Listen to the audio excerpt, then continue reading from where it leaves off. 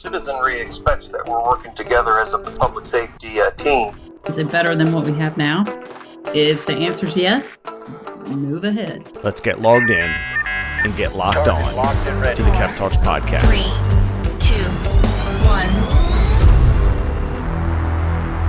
Hey everybody, thanks for coming back to the Kev Talks Podcast. This is Foundations Friday 104. The right move at the wrong time is the wrong move. This is the clock principle from the 32 Principles, Harnessing the Power of Jiu-Jitsu to Succeed in Business, Relationships, and Life, from Rener Gracie, who is the grandson of Ilio Gracie, who is the founder of Brazilian Jiu-Jitsu, an art that I practice, and who was the guest on the Jocko Podcast this past week, Jocko Podcast number 399, that I'm listening to, finishing up, and just a great story. I love the history of Brazilian Jiu-Jitsu. I love Jocko Podcast. Rener Gracie puts out great stuff. He has for a while, to hear how he helped grow the business from a traditional standpoint of in-person only to the UFC, to now online classes and a big network of things. And listen to the episode. I'm not going to spoil it, but what I want to hit in and come back to is this right move at the wrong time, particularly if you're a project manager, right, supporting a team, or if you're a planning section chief, like in the world I used to live in incident management. So for project managers, sometimes we are too strict. We stick too much to the principles, whether it's whatever discipline,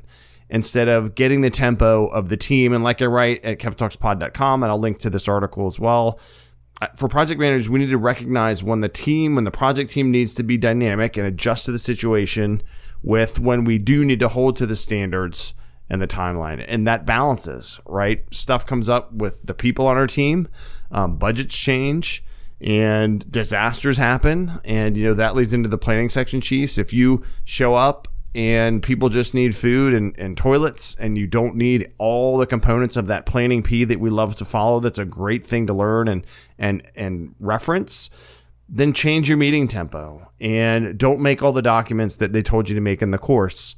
You get the gist of it. You can apply this principle, and that's the point that Rener makes in his book, 32 Principles, and that they talk about on the Jocko Podcast, is if you can do the right move. And he's talking about an example where the timing for getting this young man to start jiu-jitsu and help his social anxiety just wasn't there. And then he took the time, and then they, tried some different things and adjusted. And then he became a jiu-jitsu practitioner and changed his life and got over his social anxiety. And it was really powerful. And for those that don't practice jiu-jitsu, I've talked about it. Of course, Joe Rogan, Jocko, Rener talk about it.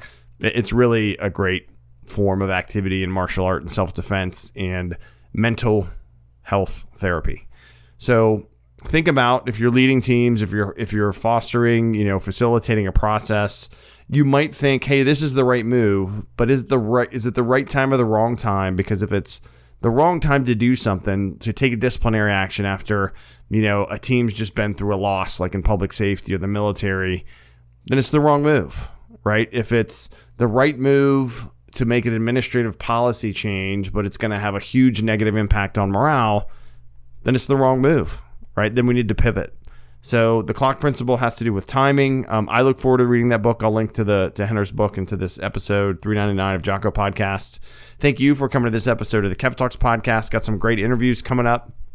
And please visit kevtalkspod.com. You can go there, follow me. I'm at PadelKG on Instagram and Twitter. Got a Facebook page and the website. Thanks so much, everybody. Remember, hope is not a plan. Keep those egos and silos out of the way, and Godspeed.